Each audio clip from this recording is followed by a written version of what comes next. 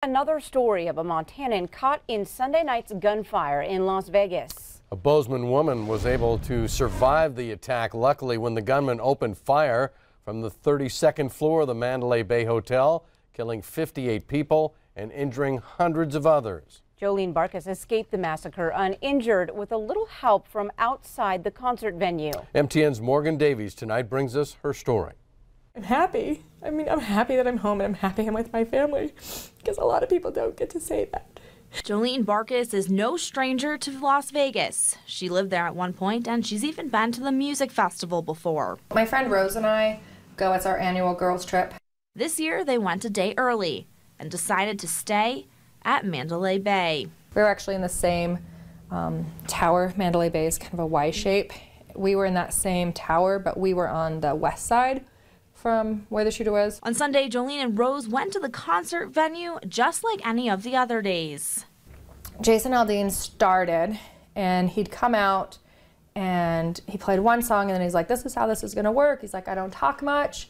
He's like, you guys are here to see me perform and you're here to see me play, so we're gonna have a good time and we're just gonna rock this place. And then he started in, I think it was about the third or fourth song, I can't remember. So he's playing, and then you just hear this pop, pop, pop, pop, pop, pop, pop, pop, pop.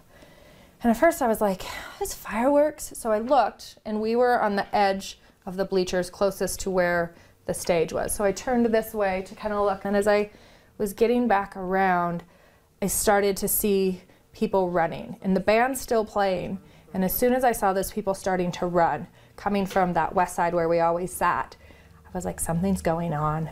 And Rose was like, what? And then it started again. And at that point, I knew. Jolene and Rose ran for their lives, getting separated, as they didn't know if it was an active shooter in the crowd, if there were multiple shooters. And when the chaos took over, Jolene's husband, who was a highway patrol officer, helped make sure she knew what to do to stay safe. Like, you have to slow down, you have to, just breathe. And he's like, where's your phone at? And I was like, it's at 44%. And he's like, turn off your Wi-Fi, turn off your Bluetooth. He goes, stay off your phone, just text me if you need to. So I just laid there in the back of this truck. Hours had gone by of Jolene hiding and moving to different locations, not knowing anything, before she found out that a bus was going to take her back to the hotel. And at about 7:30 in the morning, Jolene was allowed back into her hotel room, and then reunited with her friend Rose. Get back to the room until 10, and as soon as she walked in, I just gave her a giant hug. I told her, like, I'm so sorry I lost you in there. She's like, it's okay. Oh, I was so happy we're both alive. Jolene knows now that it's going to take some time to recover from this horrific night. We went to the mall at lunch, and I didn't, during Saturday morning too, or Monday morning, I'd be texting my husband. I was like, I can't stop crying. And he's like, you're coming down from your adrenaline. He's like, this is normal. And I was like, okay. So all day I'd be like, now this is happening. He's like, this is normal. This is you coming out of it. Like, going to the mall, like, I was hypersensitive. Like, when I came in, because I was like, I just want to get back to my normal schedule. Like, I just want to go to work and get through the day.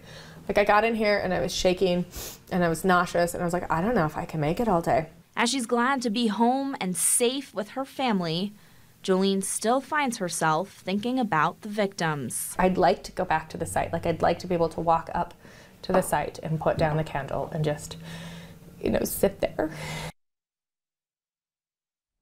Thanks, Morgan Davies with MTN News.